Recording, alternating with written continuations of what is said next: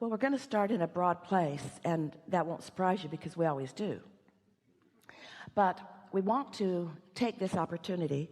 We'll help you with this specifically, of course, but we want to take this opportunity to help you all to understand what anyone feels or perceives in any moment in time is way more about what they've been doing and what they've brought their vibration to than anything that has to do with you in this moment.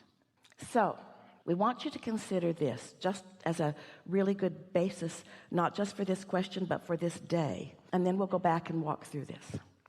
Think about law of attraction, the law of attraction, and how it manages everything. And think about what it says is that everyone is offering a vibration, and those vibrations are being managed by the law of attraction.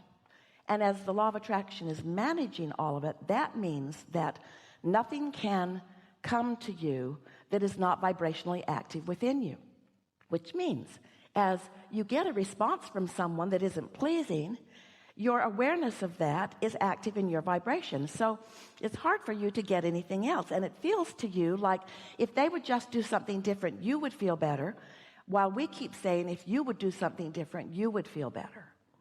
And if you would do something different, maybe that very person would be activated in a different way. In other words, maybe you would own the room in a more powerful way and evoke something different. Or maybe someone else through the path of least resistance would just zoom right in and fulfill everything that you want, because you're clear and clean and pure and calibrated in your vibration. You don't have all this know what I don't want mixed in with it.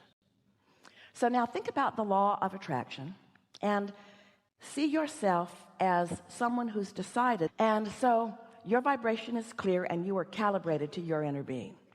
And so you've decided to really isolate, calibrate, tend to, tune to the frequency of you. So you sit for a little while after you've meditated and you make some statements on a page about emotional things, which are indicators of your calibration. You write things and you mean them, and you've practiced it enough that you're pretty good at it. And so you write things like, I feel eager about this day.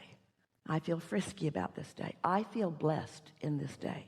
Your calibration is everything, because your calibration to your source energy is your point of attraction.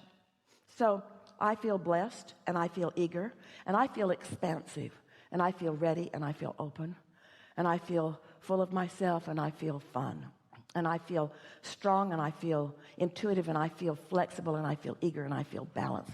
I feel good. I feel really, really good. I feel good. So you calibrate. Now, what's happened? Whether you write it or just say it, it's better to write it because you'll focus better. And it's better to do it the next day and the next day and the next day and the next day and the next day, because after a little while it really catches on. And when you write those words, you feel the resonance of them, because it lights your inner being up with you. The two of you become a powerful, dynamic, powerful, good feeling team. It's the awesome power, or we like to say the awesome pleasure, of non-resistant thought that you've got going on with your non-physical partner. That's a powerful point of attraction. One who's connected to that is more powerful than millions who are not. So it's worth taking the time to do it. So you're all tuned into that. And now the image that Esther has in her mind is she's in this energy bubble, and she's now moving out into the world, into traffic, through the airports, into places where lots of people are. And because she's tuned to all things wanted are lighting up all around her. And those lighted up things are her world. And the things that she didn't calibrate to, since that's not what she's calibrated to, since she's calibrated to who she really is, as she moves through the world, she's in sync with source. Things that match the way she feels show up. Now, let's say you're in this bubble and you've done that and you're moving out into the world. And let's say the world that you've moved out into is right now small. It's just your thought world. It's just your thoughts of the people that you know. And because you've calibrated to this, the people that are going to come to your mind are the people who are calibrated there with you. People in a bad mood aren't going to come to your mind. People not in love with life and not in love with themselves are not going to come to your mind. And so just in your thought world, you are already cleaner, purer, more calibrated, but then you move into the day. Then you move into conversations. Just the ideas of who you will reach out to will be about what you're calibrated to. You can always tell two ways. You can tell what you are a vibrational match to. We've been saying this forever. One is how you feel and one is by what happens. And so you just can't get around this. You got to clean up your vibration. And just because somebody is misbehaving by your standards to you doesn't mean you have to notice it and take it in. So you got to do something about that sensitivity. We love you so much. You've been calibrating to others' response of you, as if that has anything to do with anything, because they, like that one individual, like the world at large, is a mixed bag that will give you what you've calibrated. That one individual is like the world at large, a mixed bag. We've been playing with an analogy to see how it sits with you, and it's effective. We want you to think about all of the people in the world in an arena, a really big arena. And they've gathered together in clusters, and they've given themselves different labels. Every category that you can name, there they all are clustered together. And we say, there are only two groups, really. There are only two groups. There's the group who, in this moment, that's a key word, in this moment are under the influence of their alignment with Source, they're calibrated to Source, or those who are in this moment calibrated to something else. And in every one of those groups, there are those calibrated to Source, every one of those groups. And in every one of those groups, there are those calibrated to something else. So whether it's this whole cluster of humanity or whether it's just a person, pay no attention to where they're at. Only give attention to where you're at. Tend to your own calibration and then watch what happens. When you've learned to calibrate to your own wholeness, calibrate to your joy, calibrate to your love, calibrate to your clarity, calibrate to who you are, now you can love them. You can love all of them. Some of them call you. Some of them entertain you. Some of them wrap their arms around you and love you, but it is not important to you what they do. You free them to their own creation while you tend to yours, you see.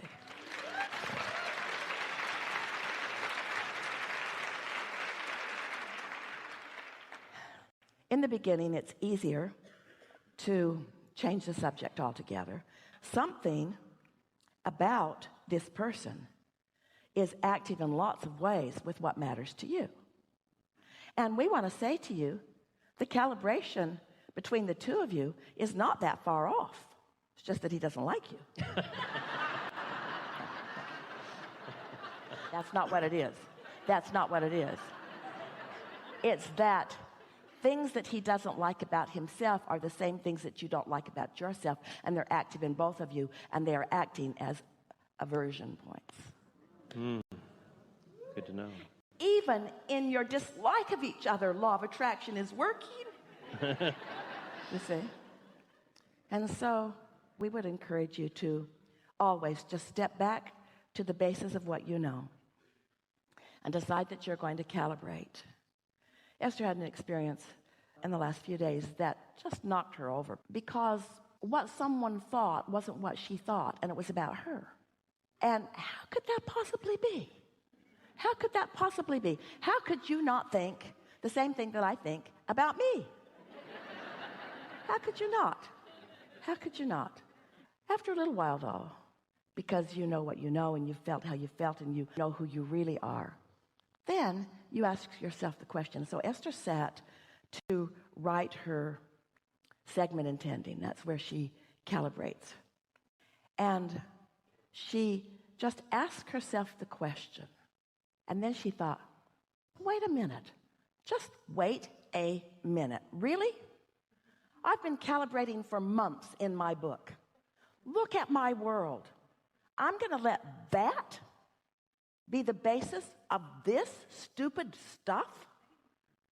And so then she just asked herself right out loud, Esther, which do you feel more, resentment or blessed? No contest. B-L-E-S-S-E-D, exclamation point, exclamation point, exclamation point, underline, underline, underline, circle, circle, circle, circle, circle, circle, circle. Which do you feel more, resentment or love? Oh, these are easy questions. Love. Love. Who am I? How do I feel? What do I choose to feel? What do I calibrate to? Really? Am I going to calibrate to who I am or to who somebody who doesn't know who I am thinks I am? You got that choice all day, every day. All day, every day. All day, every day. All day, every day. And after a little while, you'll be so good at calibrating to who you are that you won't be jumping through any hoops for anybody because you've been trying to get them to love you. And you know what? They got to be tuned to love before they can love you. And does it have anything to do with you? It doesn't have anything to do with me. Oh, what a relief. What a relief. It doesn't have anything to do with me. So now I can just tune in and love them. How clean is that? How frisky is that? How good feeling is that? How brilliant is that? How easy is that? We got a pretty good run going. It's like there's good stuff on the buffet and there's stuff that tastes terrible on the buffet. Your choice. So just be nice to yourself. There's source energy all over you, flowing to you all the time. It takes so little to get in the beam of that. Yes? Yes. Yeah. Enough? Enough. Thank you. Really good. Really good.